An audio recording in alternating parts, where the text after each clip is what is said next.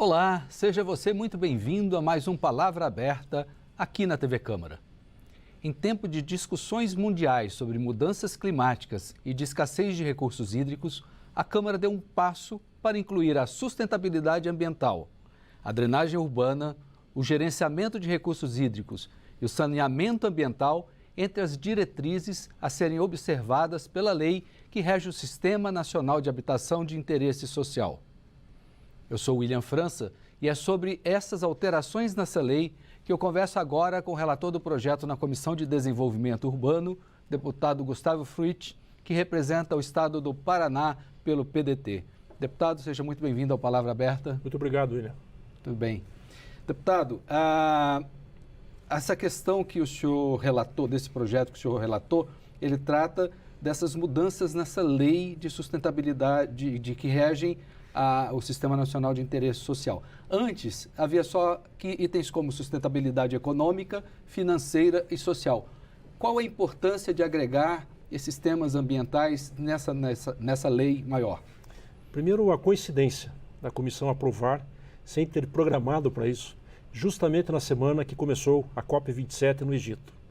Esse tema hoje, seguramente, é um tema que domina a agenda de importantes cidades em diferentes países e faz parte da agenda ambiental prioritária, que é objeto, inclusive, de discussão agora na COP27.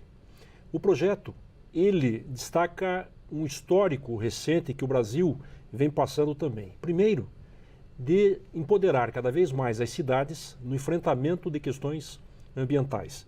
Isso seja com a Constituição de 88, seja com o Estatuto das Cidades. O segundo, que há poucos anos o Brasil incorpora na sua legislação o conceito de cidade sustentável.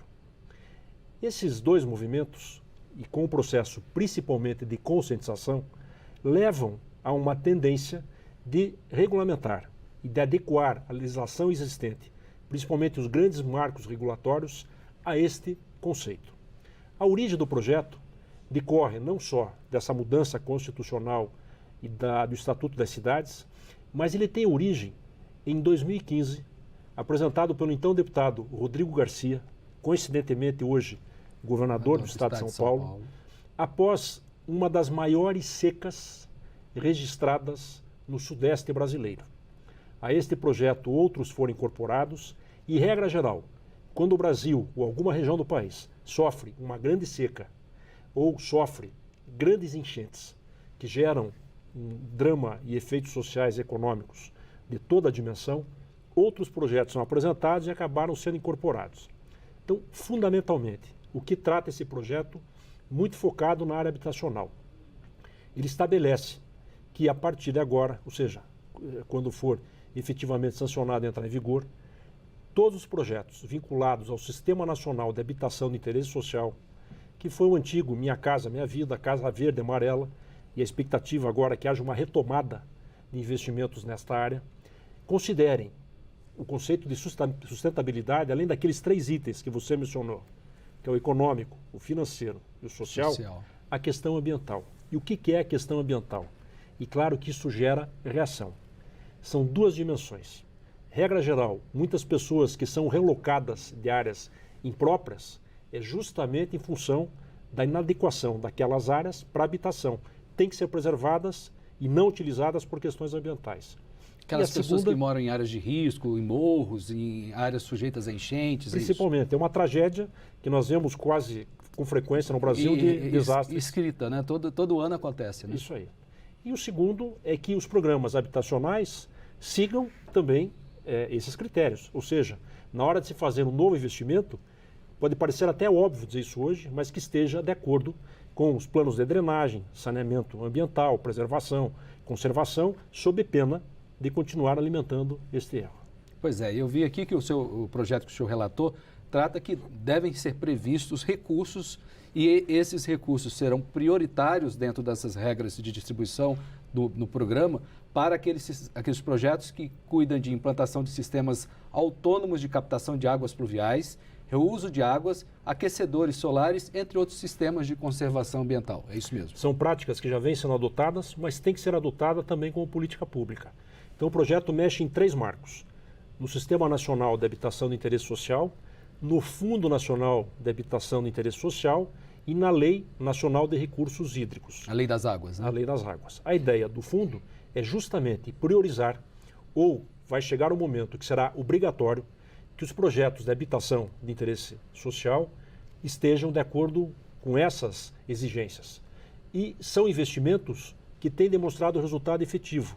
É o caso da captação de água pluvial, é o caso de reuso de água e o uso de fontes renováveis de energia. Exemplo, na Prefeitura de Curitiba, e isso lá se vão mais de 8 anos, nós implantamos nos projetos habitacionais, primeiro um projeto piloto, um sistema de aquecimento solar para água.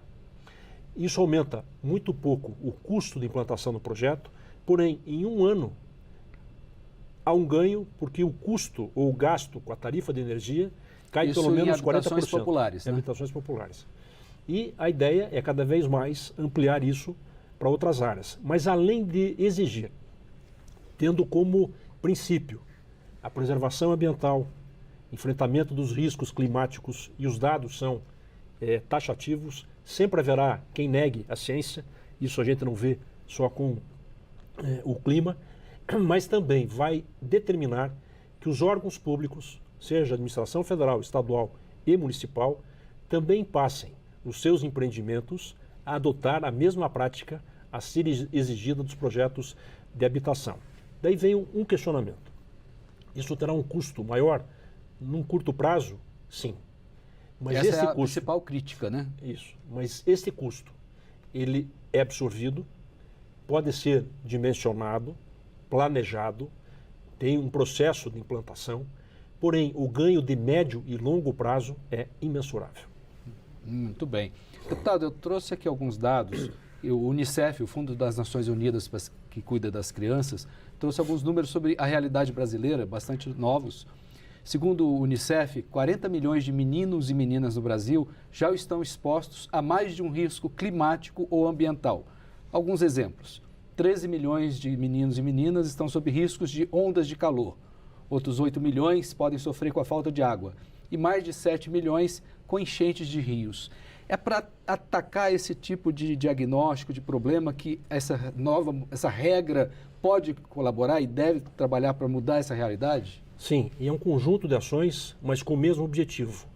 Eu reitero, há quem negue a ciência, mas todos os dados demonstram que os efeitos têm sido cada vez mais intensos. Não é de agora, nós já estamos falando da COP há muitos anos, o Brasil é signatário de muitas metas, e as cidades, inclusive cidades brasileiras, como é o caso de Curitiba, assumem ou assumiram compromissos para redução da emissão a partir de 2030 e 2040.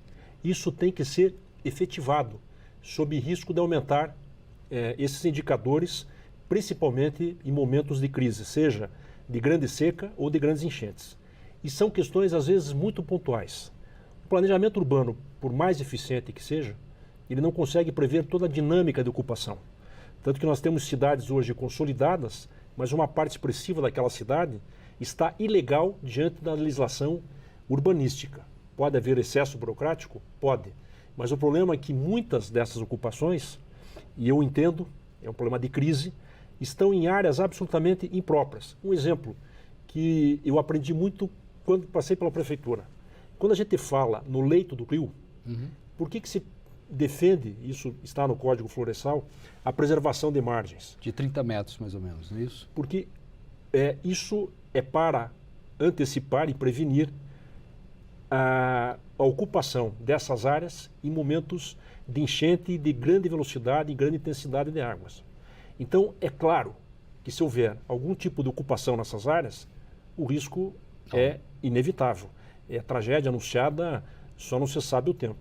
Agora, também, qual a opção que o poder público vai dar para milhares de pessoas que estão morando em áreas absolutamente inapropriadas? Então, atenção na realocação, mas desde já, todos os projetos habitacionais, e já há exemplos, ainda independente de mudança na lei, para que já incorporem esses conceitos de sustentabilidade ambiental, que nada mais é do que respeitar a ciência, a natureza e a lógica de ocupação, sabendo que nós vivemos cada vez mais crises intensas ou de períodos de seca, ou crises intensas de períodos de enchentes. Muito bem. Deputado Gustavo Sturte, eu gostaria de agradecer muito a sua participação aqui no Palavra Aberta. Eu que agradeço. Muito obrigado. Muito bem. E eu me despeço aqui agradecendo também a sua audiência. Quer saber mais detalhes sobre o projeto de lei 731 de 2015, este sobre o qual conversamos aqui, ou mesmo sobre todas as outras discussões do Parlamento? Acesse o nosso portal na internet, câmara.leg.br. Fica ainda como sugestão a dica para seguir as redes sociais da Câmara no Twitter, no Facebook, no Instagram e no TikTok. Novamente, muito obrigado por sua atenção.